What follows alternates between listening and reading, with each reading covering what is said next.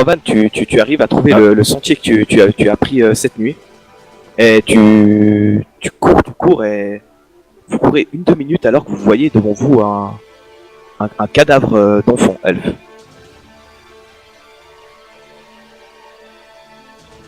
Je prononce une raison pour lui. Et vous Rapidement. continuez à, Donc vous continuez à courir en direction de où vous devez aller alors que vous entendez encore les cris de la bataille derrière et des arbres s'effondrer, le chaos total. Et vous n'avez pas le temps de faire 5-10 mètres que vous retombez de nouveau sur un cadavre. encore un enfant. Eh bien, pour ceux qui se sont promenés dans la ville et qui ont un petit peu pu voir les habitants pendant ces 2 jours, vous avez reconnu l'enfant et vous reconnaissez un citoyen lambda. Il a étendu puis il a la même fente en fait vers le cœur. Ça a l'air d'avoir été fait avec une arme. Le même assassin. Ouais, ça a l'air d'être fait avec une arme, ouais. Putain, je serre les poings là, j'ai la rage de ouf quoi. J'ai mon Les enfants. Est-ce qu'on arrive à déterminer le genre d'arme que c'est? Alors, fais-moi un jet de survie, s'il te plaît. C'est très clairement un espèce de glaive très affûté qui a fait ça. Et ça a l'air très précis, c'est vraiment une coupe toute droite, verticale, et ça a l'air d'avoir transpercé le cœur. On continue quoi, on continue, on n'a pas le choix de toute façon. Vous faites de nouveau 5-10 mètres et un nouveau cadavre est devant vous. Quoi. Ouais, inutile de dire que je fais plus qu'une prière continue en fait pour la population nous entourant tout en courant quoi. Franchement, moi j'accélère le pas, hein, sérieux là, j'ai envie de savoir qui c'est. Alors vous passez dans les sentiers, vous passez, et Rovan, tu reprends la même route que hier, et ça dure une 15aine de minutes, et les corps se succèdent. Et vous reconnaissez tour à tour des personnes qui étaient dans la ville verte, qui avaient sûrement tenté de fuir, ou quelque chose comme ça. Lorsque vous arrivez devant un vieil hôtel où 3 personnes sont debout, et vous regardent. Ils sont les 3 habillés pareillement avec une espèce d'armure de l'ordre d'Emeraude, mais un masque et le symbole qu'ils ont sur la poitrine, vous le reconnaissez tout de suite pour ceux qui les avaient vus à Aria Libra. Ça a l'air d'être le Segreto. Oh putain, les bâtards. Et il y a celui du milieu qui s'avance d'un pas. Et puis il soulève un corps que vous reconnaissez tout de suite comme étant Soradine, et puis il la lance. Et vous voyez que le corps roule jusqu'en bas de l'hôtel pour venir se retrouver par ici. Et il s'avance d'un pas et il fait: alors vous êtes venus? Le capitaine avait raison, et il se tourne vers les 2 autres qui font un signe de tête. Maintenant, mourrez. Et vous voyez que les 3 en même temps, ils sortent 2 glaives très acirés derrière leur dos, ils se mettent en position de combat. Et ils commencent à s'avancer vers vous. Ouais, Régna! Il n'y a pas de réponse, tu vois qu'ils prennent la même position, c'est un glaive en avant et un glaive replié un petit peu vers lui, puis qu'ils se penchent un peu, puis ils commencent à avancer comme ça les 3. Chiant. Que faites-vous? Vous voyez des cadavres devant vous là. Celui de Soradine qui vient d'être jeté comme si c'était une poubelle depuis le haut de cet hôtel. C'est lequel des 2 enculés qu'il a C'est celui du milieu là. C'est le numéro combien? C'est le numéro 1? C'est le numéro 1. Moi je m'avance, vu que je suis premier. Je m'avance ici. Je sais pas jusqu'où je peux avancer. C'est quoi mon maximum de distance? On va dire que ton maximum de distance, tu peux aller à peu près jusqu'ici. Ok, je vais pas aller mon maximum direct, je vais venir ici. Est-ce que depuis là je peux lui envoyer un rayon givrant? Ouais, ça devrait le faire. Ok. C'est assez dégagé, il est un peu en hauteur, il n'y a pas de problème. Alors je tente de lui envoyer un rayon givrant. Vas-y, Frozen lui la gueule. Oh, ça passe juste par as. ça passe. Vous voyez la glace se matérialiser autour de Sirven. Et je pousse une hurlée de... Attendez, juste 1, 2, 4. Je pousse une puissante hurlée. Je lui dis: où est Régna? Tu vois qu'il se prend la tempête, il a à peine le temps de se protéger, puis tu sens un petit hurlement de venant de lui, quoi. Et ça a l'air quand même de lui faire mal. Et en effet, ça lui fait plutôt super mal.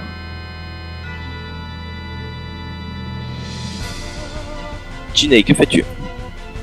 Mon maximum d'avancée, ça fait quelque chose comme par ici. Où je suis trop. Ouais. Ah, même un peu plus par là. Ok. Et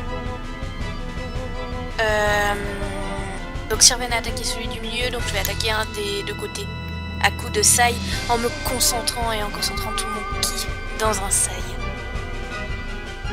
Vas-y.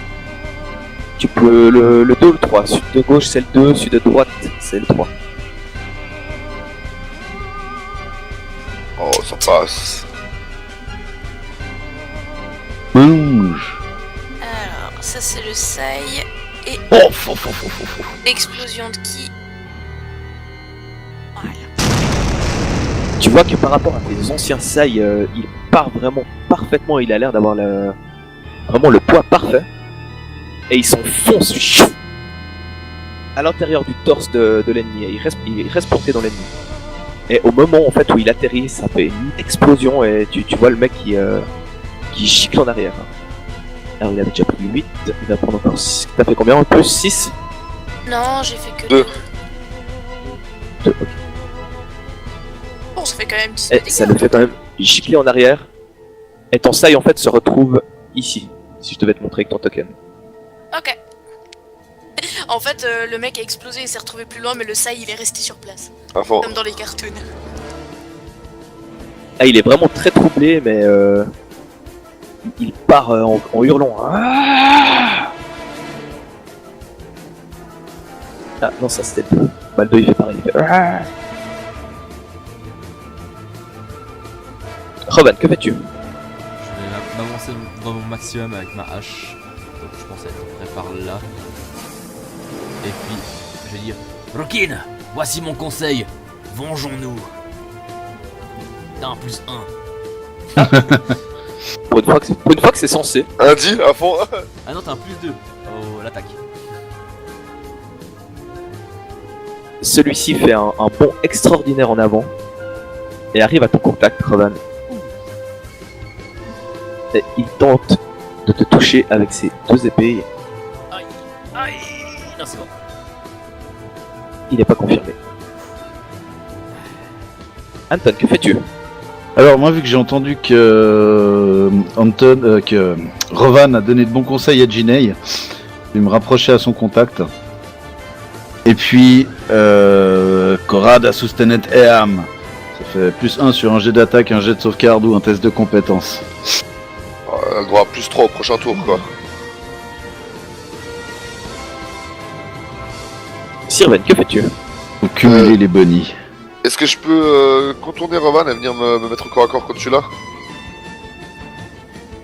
Est-ce que tu étais au corps à corps avec l'autre? Non, t'étais pas au corps à corps Non, avec j'étais pas au l'autre. corps à corps, non, je l'avais attaqué à la glace depuis loin. Si tu l'esquives, tu peux passer son point d'attaque d'opportunité. Bah ouais, je vais le détourner, je vais le contourner comme ça. Arriver là, et puis grimper un petit peu là-dessus, puis sauter directement sur le gars en lui faisant une attaque. Tu sais que personne Vas-y. n'a vu ton curseur. Hein. Ah pardon, on va faire comme ça, là, sauter, puis faire une attaque là, comme ça. Ah ouais, ça marche. De faire l'acrobatics? Non, t'auras pas besoin, c'est un petit saut. Ok, d'accord. Moi, je trouve que Je gère t'aurais ça, quand même c'est pu bon. souffler dans la nuque de lui. Oh, c'est le numéro combien celui-là? Celui-ci, c'est le numéro 2.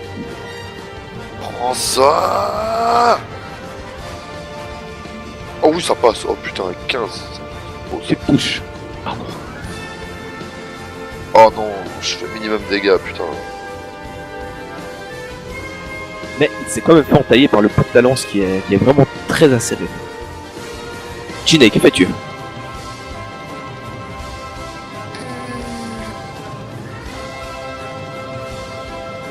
Je vais venir là si je peux. Oui, bien sûr. Et Wakizashi. Oublie pas tes bonus. Oh, attends. Oh, oh, ça touche, ça touche. Tu le touches avec le flat foot. Oh mon dieu. Ah bah, heureusement. Oh yes. T'as même pas le temps de faire ton attaque sournoise que il est raide mort. Et en tombant sur ses genoux, il fait mourir, réceptacle. Mourir réceptacle, il a dit. Vous mourrez, réceptacle.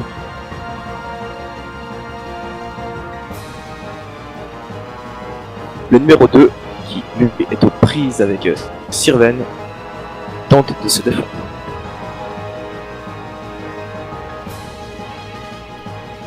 Oh. Les touches sont confirmées sur critique. T'as beaucoup de. Oh. Et te retouche son critique. T'as le Alors, nu on a- bordé de couilles.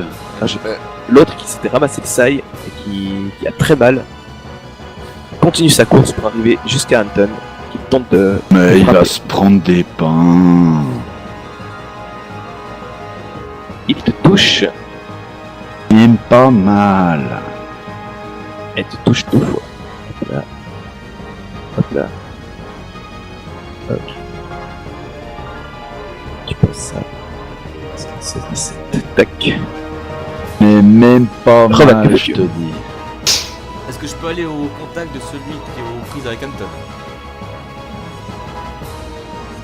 Ne casse pas mon jouet, hein. Oui, bien sûr que tu peux. Est-ce que je peux arriver dans son dos? Ouais, tu peux arriver dans son flanc, sur le côté. Donc ce serait pas flat-footé. Oui, oui, c'est bien foutu. Et tu peux le tenir Regarde, pour qu'on se fasse à l'américaine, mais tu me le casses pas, hein. Je vais faire un joli mouvement circulaire. Vengeance! Voilà, Oh, il m'a Tu lui mets encore un cassé coup de mon jouet. hache. Tu sais, tu prends, tu fais comme un moulinet avec ta hache et puis t'as le bon élan quand t'arrives. En fait, de haut en bas, tu lui découpes le flanc et puis tu vois tu vois ses boyaux, son estomac qui ressortent et puis il crève comme ça au sol, comme une merde. Anton, que fais-tu? Alors, moi je Tu as vais... reçu du sang en pleine face. Bah, vu que mon vêtement est de toute façon tout cassé, je me suis avec. Et puis je viens par là-haut, ici, et je saute à mon tour sur cette espèce d'encre. Papa où t'es? Et de nouveau, Vas-y. j'essaye non pas de lui taper dessus ce coup-ci, mais de nouveau de l'emporter avec moi, tu sais, faire le taureau quoi. Vas-y, vas-y. Vu que je viens d'une position surélevée, ça me donne un avantage. Le MJ gratteur, bien sûr. Peut me faire un jet de force plus 4. C'est comme l'oiseau migrateur. Oh, oh, oh, sauf moi c'est fully gratteur. Hop là. Oups. Oh non. Oh, bah voilà. Aïe. Bah voilà qu'il est beau, Pourquoi le, hein. maintenant? Pourquoi maintenant? Enfin, je m'en fous tant que je tombe, Tu tant que sautes je lui tombe et- dessus. Ouais. Tu lui tombes pas dessus, mais il t'esquive en fait complètement et tu mets toute ta force pour taper le sol et tu te fais vachement mal aux mains. Aïe. Ça va, tu te fais pas si mal que ça, mais Tant que tu m'empêches pas d'attaquer En tout cas, au tu es au- ça me va. tu es au sol et t'as mal aux genoux, t'as mal un peu partout. Sirven, que fais-tu? Allez, on va faire de l'originalité, je vais tenter de le découper. Oh, Oh oui, le premier et là, critiqué avec la nouvelle arme. oh oui, et là je le Ça regarde. va faire mal. Là je le regarde, c'est comme ça mec, en brandissant ma naginata, puis je lui dis Tegreto, ordre d'émeraude, peu importe qui vous êtes, crevez. Poilonné. Tu lui mets une tornade, un combo de coups avec le piquant de ta lame. Ta ta ta ta ta ta ta ta ta ta. Et ça c'est comme si ça le découpait de haut en bas en fait. Tu lui fais des trous partout dans le corps et puis il tombe en son. Comme ça, découpé en 6 quoi. Et au moment où sa tête elle juste avant qu'elle touche le sol, pendant qu'il est en train de tomber, je lui mets un penalty dans la gueule mec. De Sa rage tête se quoi. décroche. Oh la belle rouge. Vous avez tous ces corps autour de vous, dont Soradin. Que faites-vous? Moi je vais regarder sous les masques de chaque mec de chez Greto, voir si c'est des mecs qu'on connaît. Alors, vous ne reconnaissez personne sous les masques. Ok. J'essaye de donner aux morts une allure digne par terre, pas qu'ils soient genre en forme de croix gammée avec les tripes à l'air. Je leur donne une apparence décente et je prononce une oraison pour eux tous. Moi je panique surtout parce que je vois pas Alors, Renia, je la vois nulle part. Au moment où tu fouilles Soradin, et que tu essaies de la mettre un peu dans une position descente, tu trouves un message dans sa poche que je t'ai linké qu'à toi. Tu peux choisir de le partager ou pas. Là, je mets ma main sur Sirven, je la vois un petit peu inquiet. Asseyez-vous, je vous prie.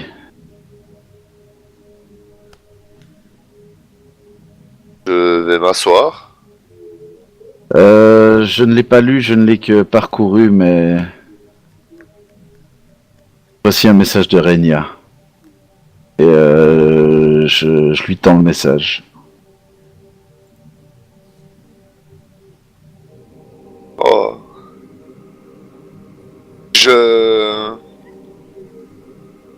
Comment réagir à ça? Je suis méga triste. Et je peux pas m'empêcher d'écraser une larme en pensant que je la reverrai pas tout de suite. Mais je pousse un soupir de soulagement de savoir qu'elle est vivante, quoi. Qu'elle a pas été emmenée par l'ennemi ou tuée par le Segreto. Et en fouillant les corps du Segreto, Anton ou les autres, vous trouvez un autre message.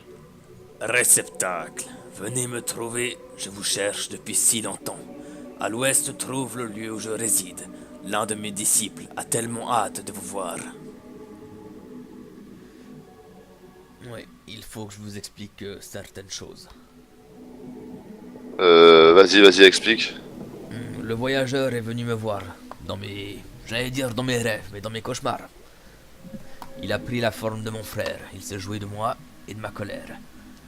Il m'a conduit ici, en rêve, exactement où nous nous trouvons, et il m'a expliqué que l'on pourrait le trouver au temple des Séraphes, et que c'est là-bas le seul endroit où il pourrait nous toucher et où on pourrait le toucher.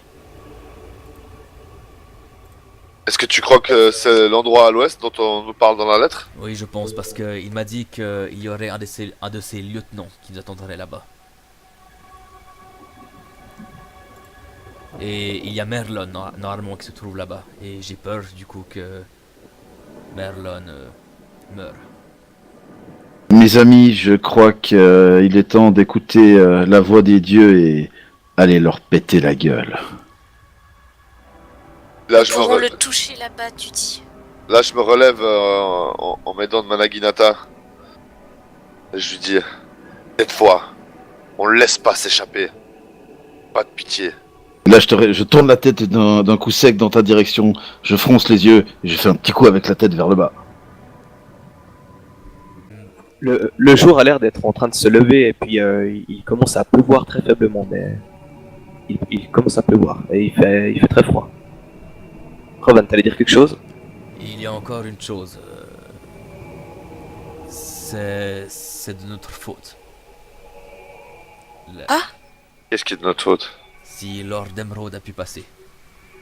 Comment ça? A priori, le voyageur et du coup Lord Emerald a toujours voulu entrer ici, mais il ne pouvait pas à cause du sort qui était lancé, et pour camoufler ce village. Et le voyageur étant en nous, il a pu entendre les incantations qui sortaient de ce village. Et il a donc pu les transmettre à qui de droit. Il a spécifié que c'était pas en vous tous, hein, que c'était en C'est juste. Rovan et Sirven. Exactement, il a précisé que c'était en Sirven et moi. Non, là, j'ai la rage, quoi. Vraiment, putain, je me mets à genoux, puis je commence à frapper le sol, mais sans dire un mot, quoi. Puis je commence à enchaîner des coups de poing, des coups de poing, des coups de poing, des coups de poing, des coups de poing. Vu qu'il est à côté de moi, je m'approche de lui, je lui pose la main sur l'épaule, juste pour l'apaiser. Pour vous dépeindre le tableau, vu qu'il se met à pleuvoir, ça tombe très bien. Je suis à genoux, vraiment les genoux dans la boue, quoi, en train de frapper le sol. Puis en fait, j'ai les larmes qui commencent à couler, mais là, on voit pas vraiment parce que la pluie qui coule de mes cheveux se mêle à mes larmes et vient s'écraser sur le sol là où mes poings le martèlent. Moi, je reste la tête baissée. Il y a des autres... Oui, excuse-moi Ginny, vas-y. Moi, je vais regarder Anton et puis aussi mettre une main sur l'épaule à Sirven et lui dire ne laisse pas ta colère t'aveugler. Il entend ce que nous disons à travers toi et Rovan. Il faut suivre les enseignements d'Anton. C'est la meilleure chose à faire. Domine-toi, Sylvain. Je regarde Jinei, j'arrête de frapper le sol, je regarde Jinei, je regarde Anton. Je me relève, mais j'arrive pas à sourire ou à cacher ma tristesse et ma déception. Je garde les yeux baissés, quoi. Oui, en tout cas, il a réussi à faire naître en moi une grosse colère, et il s'en sert. Et je ne peux pas m'empêcher d'avoir cette haine en moi maintenant. Je crois qu'il est temps de partir vers l'ouest.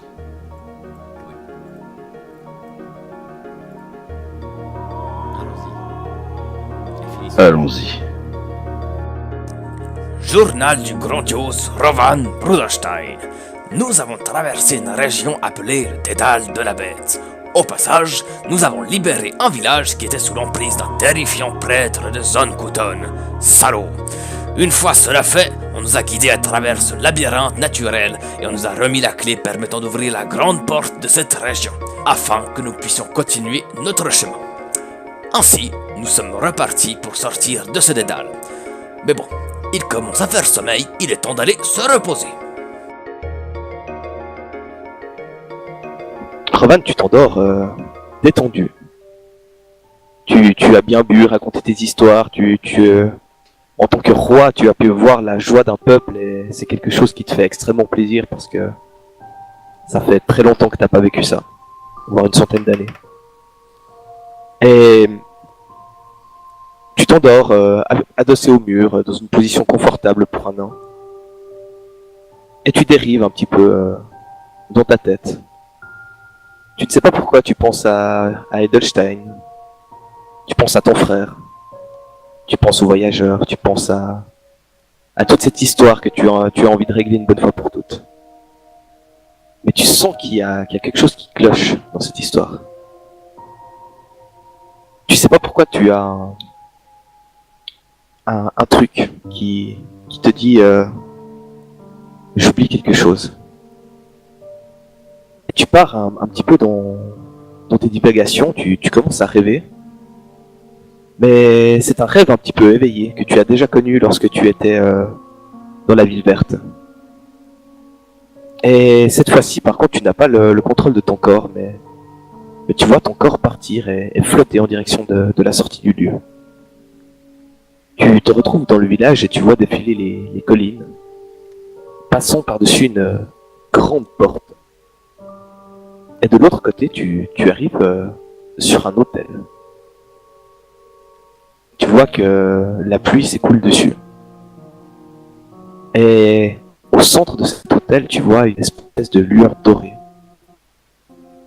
qui t'attire. Et lorsque tu t'approches de cette aura et que tu la touches, tu vois les étoiles autour de toi. Tu vois cette même sensation que tu as déjà eue, de voyager à travers des univers. Et tout d'un coup, tu te retrouves à nouveau sur l'autel. Tu reprends alors la vue au même endroit où tu étais, à la différence qu'au lieu qui est rien, tu distingues un humain qui est alors là, que la pluie tombe inlassablement sur l'autel, semblant noyer tout le paysage autour de toi, et faisant presque disparaître les collines autour, sous ce voile d'eau épais. Ce personnage à genoux, et tu peux voir qu'il saigne abondamment du bas-ventre, une entaille lui ayant découpé le corps à cet endroit, et qu'il tente de garder l'équilibre de sa main gauche qui tient une hache dorée qui lui sert d'appui pour ne pas s'écrouler au sol. Il semble souffrir énormément, et respirer fort, presque en train de chercher de l'oxygène sous cette averse diluvienne.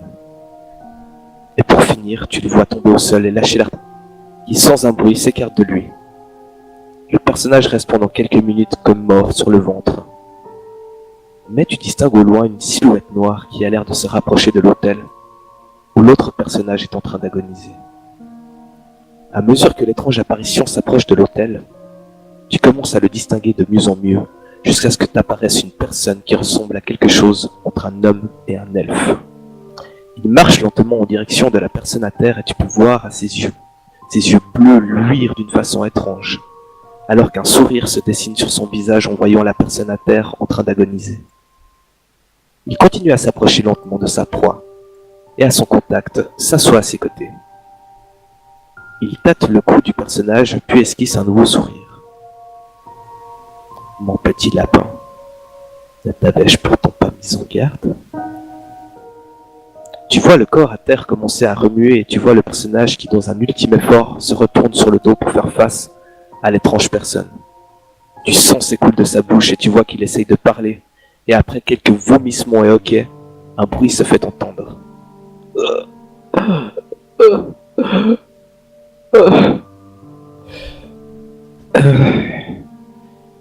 Il y a encore une génération après nous. Tu ne t'en sortiras pas comme ça. Le personnage à terre allait finir sa phrase, mais l'étrange personne, d'un mouvement presque désinvolte, lui met la main sur la bouche pour l'empêcher de parler. Puis de son autre main, dégaine une petite lame qu'il plante dans le cœur de la personne à terre. L'assaillant enlève sa main et regarde la personne en train de mourir tout en lui tendant l'oreille.